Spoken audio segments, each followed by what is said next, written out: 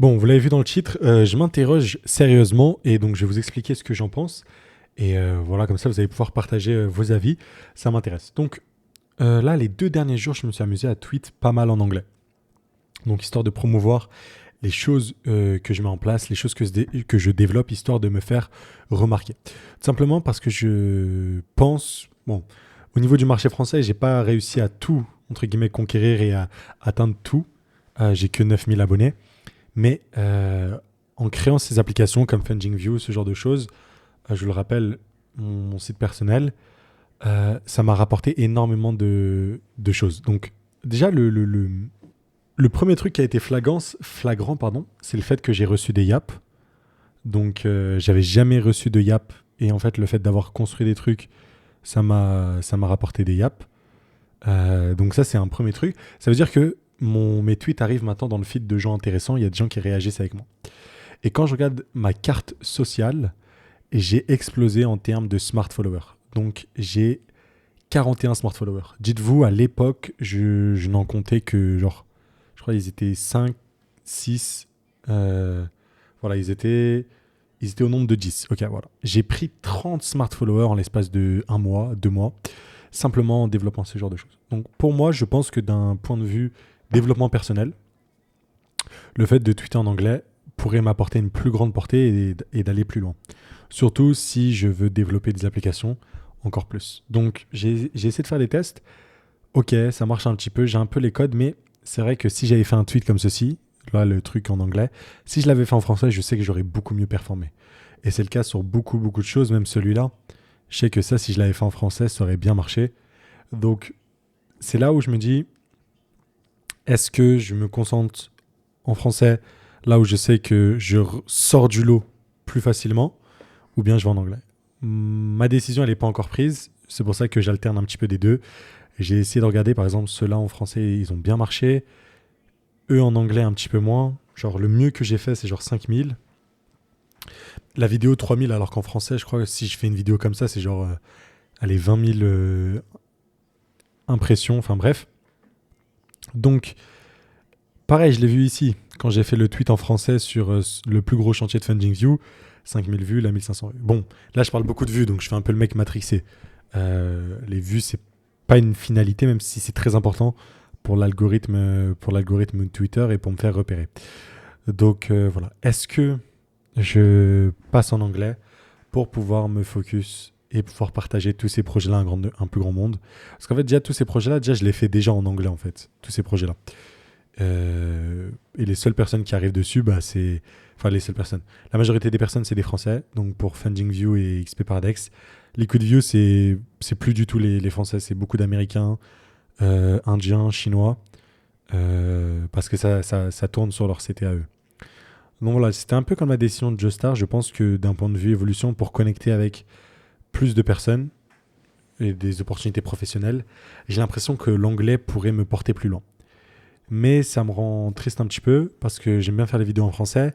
Mais pareil, même pour les vidéos en français, c'est pas comme si j'ai un énorme succès. Il n'y a pas grand chose qui me retient.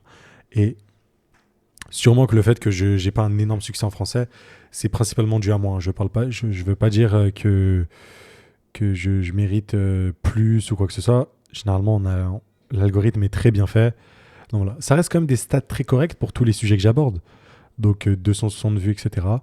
Mais ouais. Et en plus, ce que j'ai remarqué, c'est de plus en plus, donc même si je partage des idées, le but, oui, c'est de pouvoir partager pour que les gens puissent reprendre, etc., interagissent, mais ça s'est beaucoup retourné en gens qui copie-collent, etc. Donc ça aussi, j'ai pas trop kiffé le fait que, en fait, on copie à la lettre un peu comment je procède ou comment je pense. Je pensais que c'était des pistes de réflexion pour les gens, et même moi pour me remettre en question, mais souvent, genre, je vais faire un truc et les gens vont juste copier-coller le code, ce qui se passe avec le truc de LiquidView. Ça me dérange pas en vrai de vrai, mais voilà, ils vont copier-coller le code et pas d'effort. Ou même quand j'avais fait le tweet sur Zama, il y en a qui vont littéralement reprendre les tweets que je fais pour faire exactement la même chose. Et après, ils vont me demander de liker parce que j'avais dit que j'allais donner de la force dans la vidéo. Et au final, je lis le tweet, je le trouve pas pertinent, j'ai pas envie de le liker ou quoi que ce soit. Donc ça, voilà. Tous ces trucs-là aussi, ça me rend un peu plus réticent à l'idée de est-ce que je continue de partager. Voilà. Parce que pour être franc, même d'un point de vue monétisation, le seul truc que j'ai mis en place, moi à l'époque, j'avais une formation airdrop, mais elle a duré genre 3 mois, parce qu'après, je me suis fait taper dessus. Euh, Ce que je peux comprendre, certains pensent que tu peux pas vendre un produit ou tu peux trouver les choses gratuitement, ok, pourquoi pas, même si j'avais facilité l'apprentissage des airdrops. Du coup, ce que j'ai fait là récemment, c'est hop, format gratuit où les gens doivent s'inscrire sur OKX, mais pareil, tu dois t'inscrire sur un sexe. Est-ce que c'est ultra pertinent pour les gens? Même là, je me remets en question parce que je sais que pour une certaine partie des gens, ça, c'est totalement utile de créer un compte sexe. Ils iront pas s'aventurer sur de la DeFi et tout. Voilà.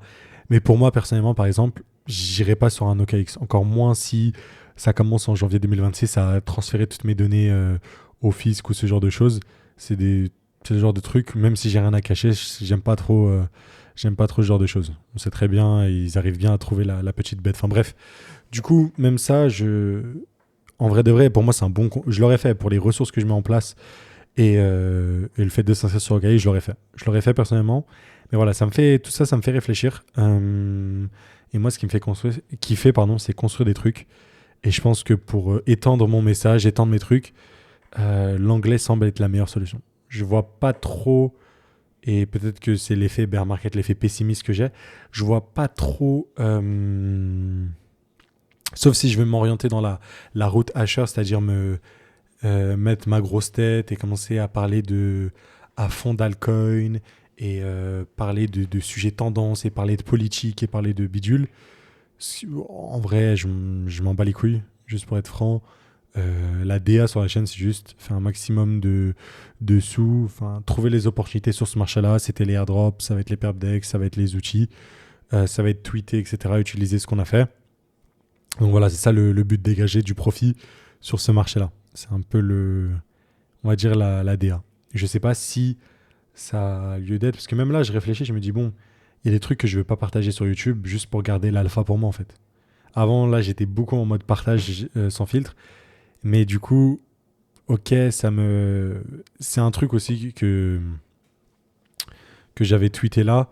Pourquoi est-ce que je me dilue en partageant les arbitrages que je fais sur comment ça s'appelle, sur FundingView? Et oui, c'est une bonne question.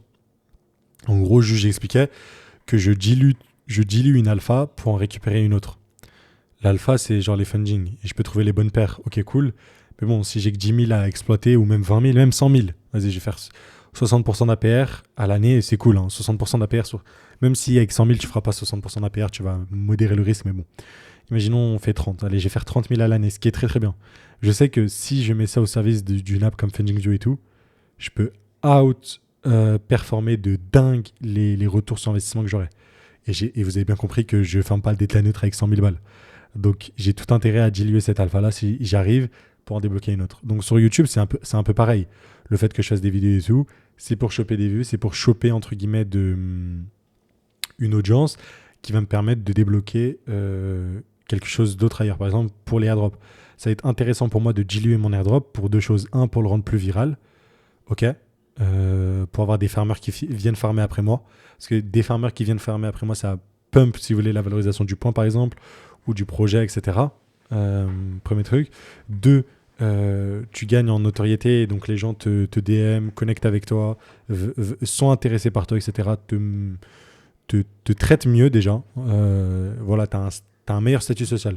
Pas vraiment genre en mode je suis une star ou quoi que ce soit, mais directement quand j'interagis avec les gens, en termes de comment je suis considéré, c'est un petit peu mieux.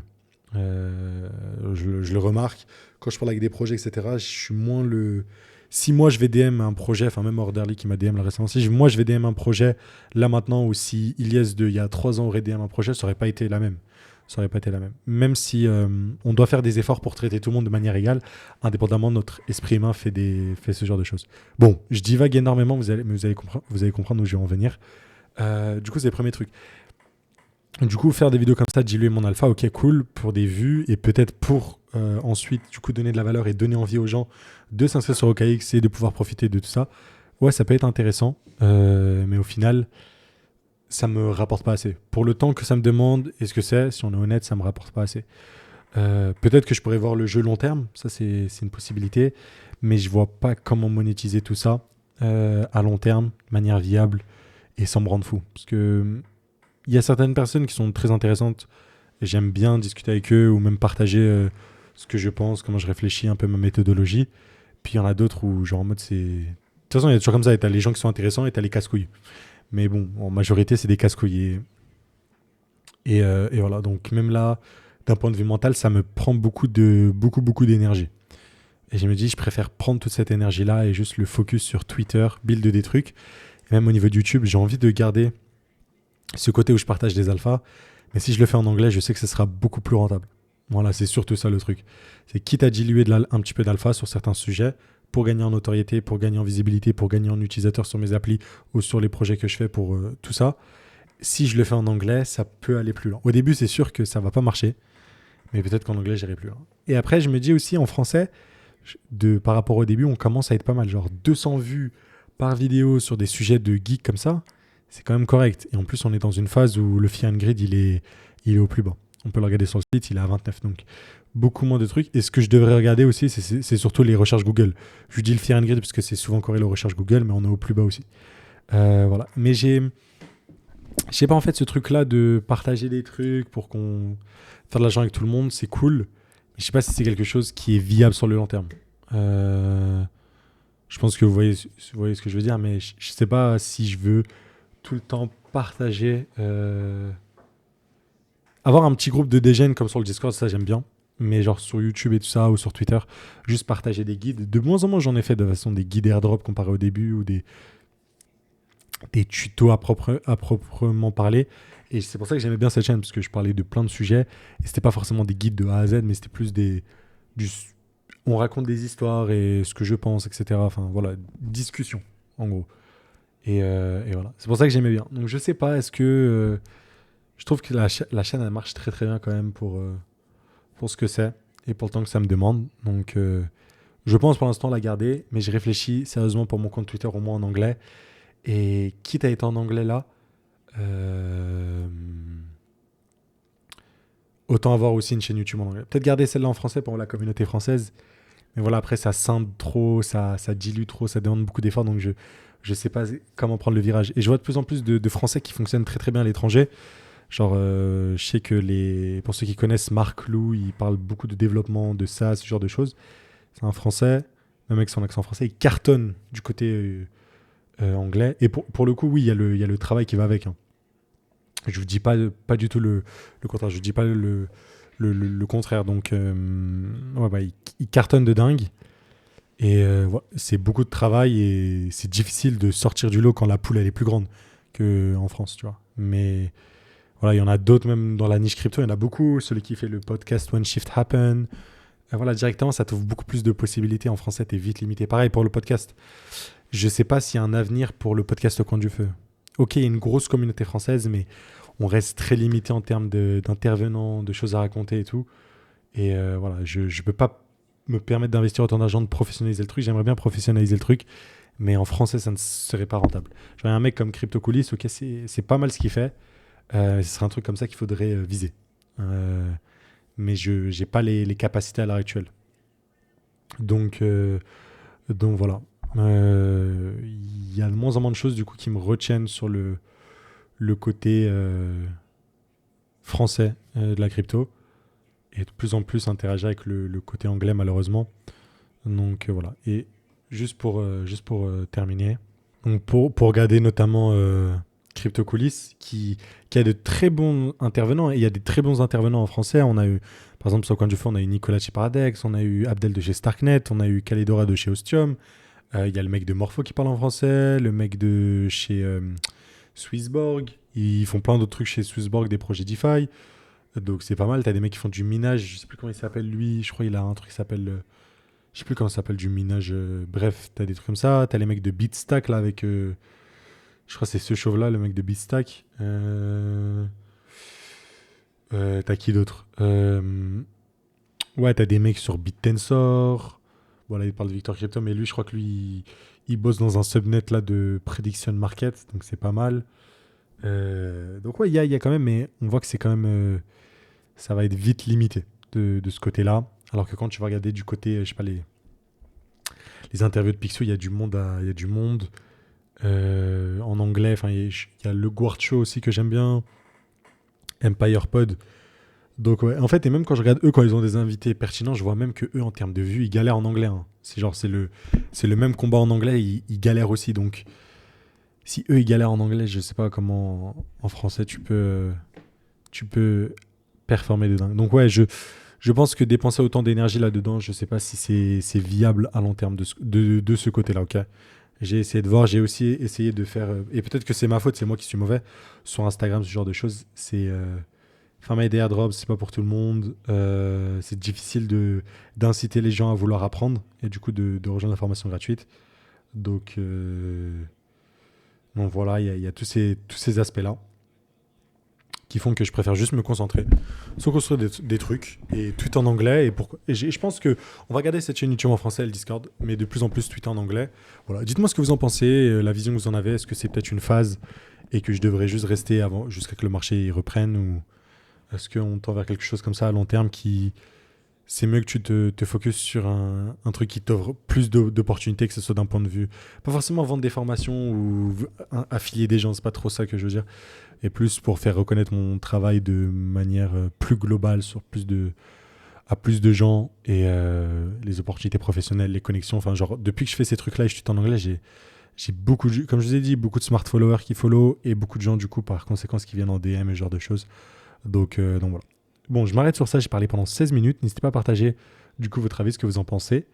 Et voilà. En tout cas, pour l'instant, on va quand même garder cette petite chaîne YouTube et on verra ce que ça va donner.